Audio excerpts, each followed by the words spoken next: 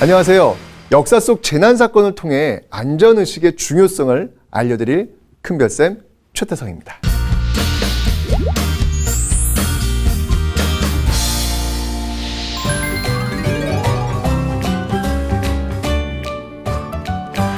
자, 오늘은 이 재난 극복을 통해 발견한 문화재의 가치를 이야기해 보려고 합니다. 바로 숭례문의 이야기를 통해서 말이죠. 숭례문은 언제나 우리 곁에 있었습니다.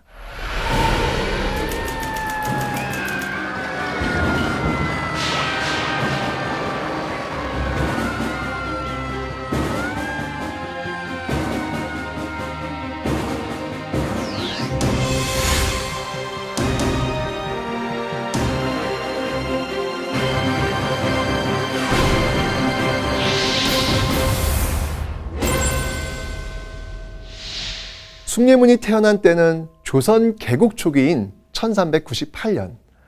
태조는 이 수도 한양을 방어하기 위해 성벽을 쌓고 사방으로 4개의 대문을 세우지요. 숭례문도 그중 하나였습니다.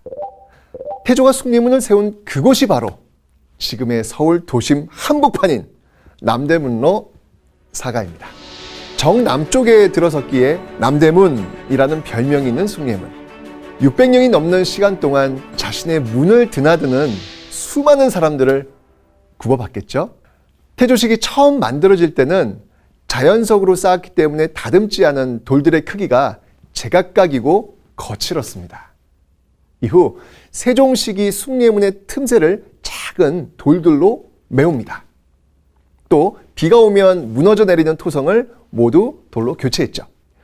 조선 후기 숙종시기에는 더 큰 보수 공사를 했는데 이 면은 평면 그리고 벼는 직선으로 다듬은 돌로 성벽을 쌓게 됩니다. 자, 이렇게 조선의 왕들 그리고 그 시기 살았던 사람들의 그 손때가 차곡차곡 묻어나면서 숭례문의 아름다움은 완성이 된 것이죠. 현존 도성 건축물 중 가장 오래된 숭례문은 장중한 규모에도 이 절제와 균형의 아름다움을 지녔습니다. 고려시대 그 주심포식에서 조선시대 그 다포식으로 넘어가는 전통 목조 건축의 변화상을 잘 보여주기에 아주 건축학적으로도 빼어나다고 할 수 있죠. 이런 숭례문의 아름다움을 알아본 역사 속 외국인이 있었습니다. 바로 1883년 조선을 방문한 미국의 천문학자 퍼시벌 로웰입니다. 내 기억 속의 조선 사람들의 숭례문을 이렇게 묘사했네요. 거대한 성벽으로 둘러싸인 조선의 도시가 거짓말처럼 눈앞에 펼쳐졌다. 그리고 그것은 마치 마술사가 빚어놓은 무엇처럼 내 앞에 우뚝 솟아 있었다. 그런데 이렇게 아름다운 숭례문이 대문으로서의 기능을 못했던 적이 있었죠. 바로 1907년 일제강점기.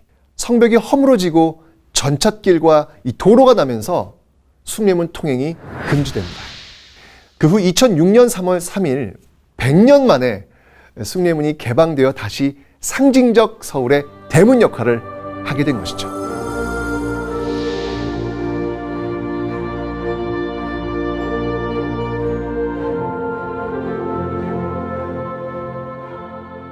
(1592년) 숭례문에 화재가 발생합니다. 보름 후 임진왜란이 일어났습니다. 흥인지문을 통해 들어온 왜군에 의해 도성은 함락됩니다. 1910년 숭례문 현판이 떨어집니다. 며칠 뒤 대한제국은 일본에 강제 합병되면서 그 운명을 다하게 됩니다. 이렇게 나라의 운명과 이 숭례문이 결부되어 회자가 되었다는 것은 그만큼 숭례문을 소중하게 여겼다는 그런 의미겠죠. 그렇기에 숭례문의 안전은 선조들에게도 아주 소중했습니다. 숭례문의 현판을 한번 보시죠. 이상합니다. 이 현판이 이 가로가 아닌 지금 세로죠. 아셨어요? 자, 이거 왜 세로일까요? 자, 여러 가지 이유가 있는데요. 그중 하나가 이 바로 화재를 막기 위함이라는 것입니다. 가로가 아닌 세로의 모습을 이상하네? 이렇게 이상히 여겨 돌아가는 것이죠. 자, 화마의 기, 화기를 누르기 위함이라는 이야기가 있습니다. 이 과거의 숭례문에는 불귀신을 누르기 위한 비기가 하나 더 있었는데요. 방화수 역할을 했던 연못입니다. 지금은 매립되어 없는 그 연못의 이름은 남지였습니다.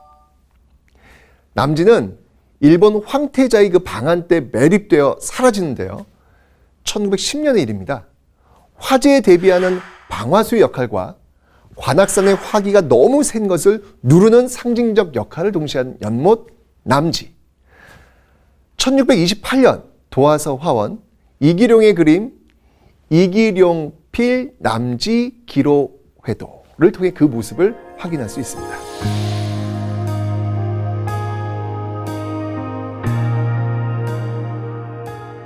자, 1927년 연못을 매립한 곳에 건물을 짓기 위해 기초공사를 하던 때의 일이었죠. 공사를 하던 중 유물이 발견됩니다. 바로 이것입니다.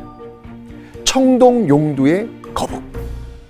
자, 그 이름으로 불리는 이 유물, 2009년 2월 숭례문 화재 1주기를 맞이하여 개최된 전시회에서 청동용두의 거북은 그 모습을 드러냅니다.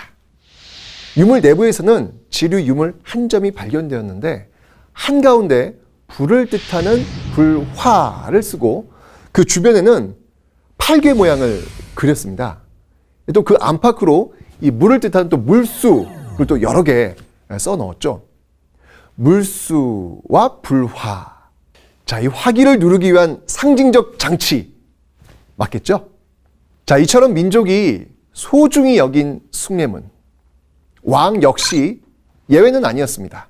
태종은 태풍으로 이 숭례문 일부가 무너지자 원인부터 찾습니다. 태종이 찾은 원인은 바로 부실공사. 문제 많습니다, 이거. 자, 이 재난의 원인을 찾아낸 태종은 그럼 어떻게 했을까요? 이 책임자를요, 처벌합니다. 그것도 아주 엄중하게 책임자를 찾아내 아주 옥에 가두게 되죠. 옥살이에 그치지 않고요. 석방 후에는요. 스스로 잘못을 수습하도록 합니다. 백성들을 노역으로 만든 숭례문이기에 그 엄중한 처벌을 내린 것이죠. 그리고 책임지라는 겁니다. 자, 이렇게 조선을 지나 일제강점기. 우리의 숭례문은 그 비극의 시간을 어떻게 보냈을까요? 숭례문과 우리 민족은 운명 공동체였죠. 정미 7조약을 맺은 1907년 일본의 왕세자가 한양을 오려합니다. 이 왕세자의 방문에 이 숭례문 주변이 지저분하다며 이 막 성곽을 헐고요. 막 세기를 내요. 그 길이 지금의 태평로입니다. 우리 역사의 그 아픈 상처는 이렇게 고스란히 숭례문의 그 양팔격인 성벽에 새겨진 것이죠. 성벽이 허물어지면서 말입니다.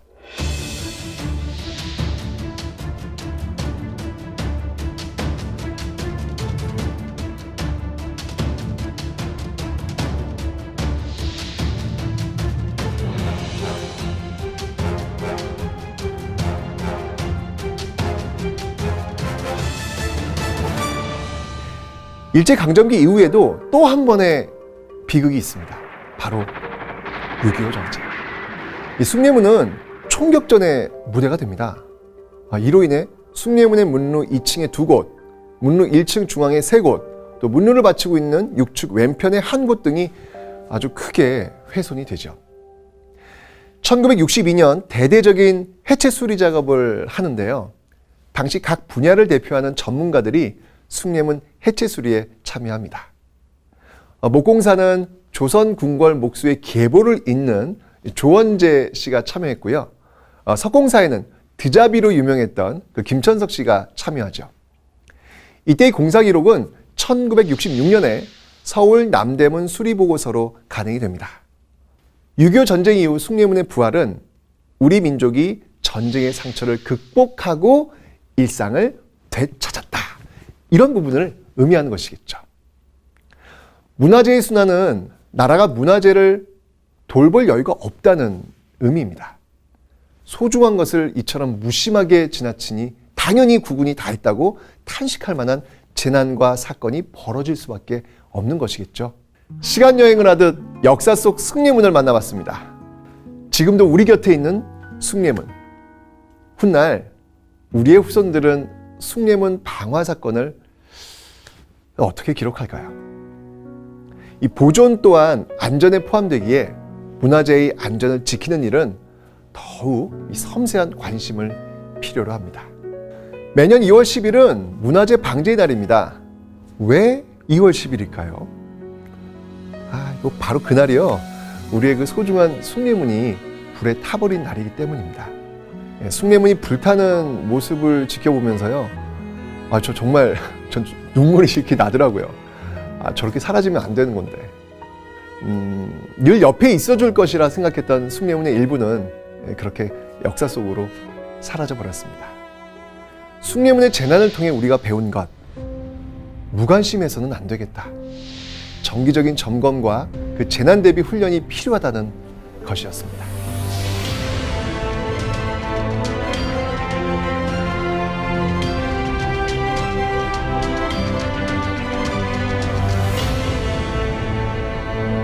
문화재 보존과 보호, 우리의 관심에서 시작됩니다.